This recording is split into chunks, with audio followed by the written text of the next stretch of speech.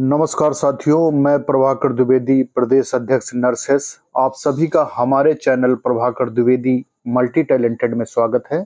तो स्वास्थ्य कार्यकर्ता महिला मुख्य परीक्षा की संबंधित परीक्षा योजना एवं पाठ्यक्रम के बारे में हम आपको बताएंगे कि कितने नंबर का आपका पेपर आएगा और कितने क्वेश्चन होंगे, कितना टाइम रखा जाएगा। तो प्रश्नों की संख्या जो होगी 100 रहेगी और निर्धारित कुल अंक जो हैं वो भी 100 रहेंगे और समय रहेगा आपका 120 मिनट यानी कि 2 घंटे। और सबसे महत्वपूर्ण बात यह है कि इसमें नेगेटिव मार्किंग भी रखी गई है। नेगेटिव मार्किंग का मतलब होता है कि अगर आपने एक क्वेश्चन गलत करा तो उसके नंबर आपके कटेंगे। निगेटिव यानी कि माइनस में नंबर दिए जाएंगे। अगर आपने 4 क्वेश्चन गलत कर दिए तो आपका 1 नंबर कट जाएगा। 25% जो हैं अंक जो हैं वो आपके गलत क्वेश्चन पर कटेंगे। यानी कि अगर आपने 4 क्वेश्चन गलत कर दिए तो 1 नंबर, 8 क्वेश्चन गलत कर दिए तो 2 नंबर, इसी क्रम में आपकी माइनस मार्किंग होगी। तो आपको विशेष ध्यान रखना है। ऐसा नहीं कि पता चला कि आपको एक भी क्वेश्चन आते नहीं है और आपने 100 पे टिक लगा दिए तो माइनस में आपके नंबर हो जाएंगे, जैसा कि आपने देखा था पीईटी में भी हुआ था। और किन टॉपिक पर और किन सब्जेक्ट से आपके क्वेश्चन आएंगे उसके बारे में हम आपको बताते हैं। विषयगत ज्ञान नंबर 1 पे है स्वास्थ्य के निर्धारित तत्व। नंबर 2 भारतीय स्वास्थ्य समस्याओं का बाह्य रूप एवं योजनाएं। नंबर 3 एससी, पीएससी, सीएससी और जिला अस्पताल का संगठन कि कितनी आबादी पे होता है, कितना स्टाफ वहां काम करता है, क्या क्या कार्य होते हैं, ये सारी चीजें।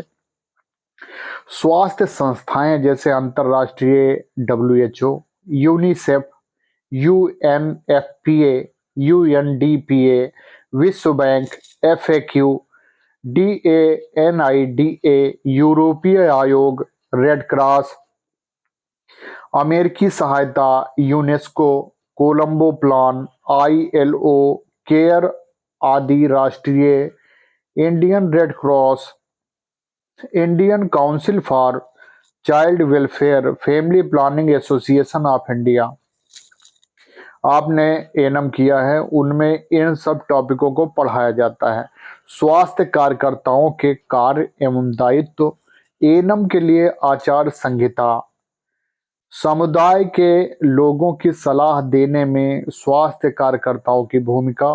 नंबर 8 स्वास्थ्य के लिए पोषण यानी कि न्यूट्रिशन की आवश्यकता, न्यूट्रिशन एवं एवं बीमारी यानी कि डिजीज का आपसी संबंध, खाद्य पदार्थों का पोषण के आधार पर वर्गीकरण, विभिन्न आयु वर्ग के लिए संतुलित आहार जो कंप्लीट फूड होता है कि कौन कौन से विटामिन होने चाहिए, कौन कौन से प्रोटीन होने चाहिए। और नंबर 11 पे है विटामिन और खनिज की कमी से होने वाले रोग और महिलाओं में पोषण जनित रक्ताल्पता यानी कि एनीमिया। और नंबर 12 पे है 5 वर्ष तक के बच्चों का पोषण, पोषण में एनएम, एफएचडब्ल्यू, आंगनबाड़ी कार्यकर्ताओं की भूमिका।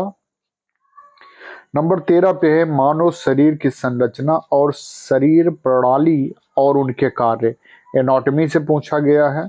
शरीर की स्वच्छता, मानसिक स्वास्थ्य की अवधारणा, संक्रामक रोगों के नियंत्रण एवं रोकथाम हेतु सामान्य उपाय यानी कि जो इन्फेक्शन फैलता है उसके बारे में पढ़ना है।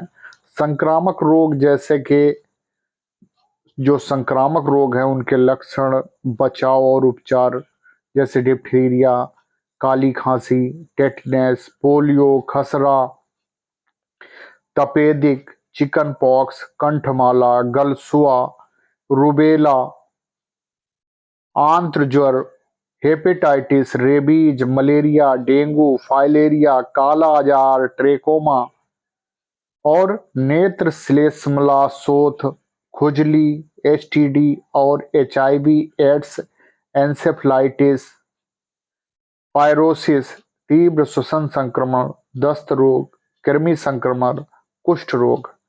और नंबर 18 पे है समुदाय में बीमारों की देखभाल कैसे की जाएगी। इतिहास लेना, यानी कि उनकी केस हिस्ट्री जो होती है, शारीरिक परीक्षण, उनकी जांच करना, महत्वपूर्ण लक्षण, इनके बारे में आपको पढ़ना होगा।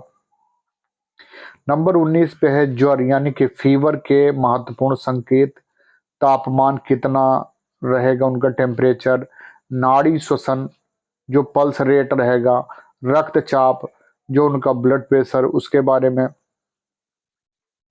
स्वास्थ्य में आयुष की भूमिका एवं घरेलू उपचार। नंबर 21 पे है दवाओं का वर्गीकरण। नंबर 22 पर प्राथमिक चिकित्सा की आवश्यकता। नंबर 23 पर सामान्य चोटें और बीमारियां। नंबर 24 पर कट और घाव के प्रकार, सिद्धांत और प्राथमिक चिकित्सा देखभाल, शिशुओं और बच्चों में वृद्धि और विकास को प्रभावित करने वाले कारक। तो बच्चों के जो हेल्थ एंड डेवलपमेंट है, वो एज के अनुसार कितना डेवलपमेंट होना चाहिए, किस एज में कौन सी उनके अंदर वृद्धि होती है, क्या हरकतें करते हैं, इसके बारे में पूरी जानकारी होनी चाहिए आपको। बच्चों के शारीरिक, मनोवैज्ञानिक और सामाजिक विकास जो होते हैं, दुर्घटनाओं के कारण सावधानियां और रोकथाम, विशेष स्तनपान जो फीडिंग होती है, ब्रेस्ट फीडिंग, विद्यालय स्वास्थ्य उद्देश्य समस्याएं और कार्यक्रम एवं विद्यालय का वातावरण। किशोरों के लिए यौन शिक्षा जो सेक्सुअल एजुकेशन है, और मासिक चक्र और उसके दौरान स्वच्छता। किशोरावस्था में गर्भधारण और गर्भपात संबंधी जानकारी देना जरूरी रहता है, उसके बारे में आपको पढ़ना है। भ्रूण और नाल, सामान्य गर्भावस्था, गर्भावस्था के चिन्ह और लक्षण जो साइन सिम्टम होते हैं प्रेगनेंसी के। सामान्य प्रसव के दौरान देखभाल, नवजात की देखभाल, गर्भावस्था की असामान्यताएं, गर्भपात और गर्भपात के प्रकार एवं गर्भपात के कारण। और यही जो सेम टॉपिक जो मैंने आपको हिंदी में बताए हैं, वही टॉपिक ये देखिए इंग्लिश में दिए हुए हैं। तो जो चीज़ें आपको हिंदी में ना समझ में आए, उनको आप एक बार इंग्लिश में भी पढ़ लीजिए, इससे क्लियर हो जाएगा। इन टॉपिक से आपके 100 क्वेश्चन आएंगे, जो कि 100 नंबर के होंगे, और समय आपका होगा 2 घंटे का।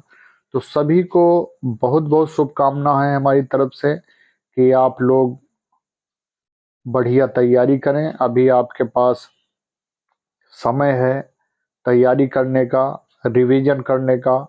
आप लोगों ने पढ़ाई कर ही रखी है, अगर थोड़ा सा समय निकाल कर आप लोग रिवीजन कर लेंगे तो मुझे उम्मीद है कि आपको अच्छे नंबर मिलेंगे। जो लोग हमारे चैनल पर नए विजिट कर रहे हैं, तो सभी से निवेदन है कि चैनल को सब्सक्राइब कर लें, बेल आइकन दबा लें। यही लाइक और सब्सक्राइब और शेयर, यही आप सबका हमारे लिए प्रेम है और धन्यवाद है, तो जरूर करें। बहुत बहुत धन्यवाद।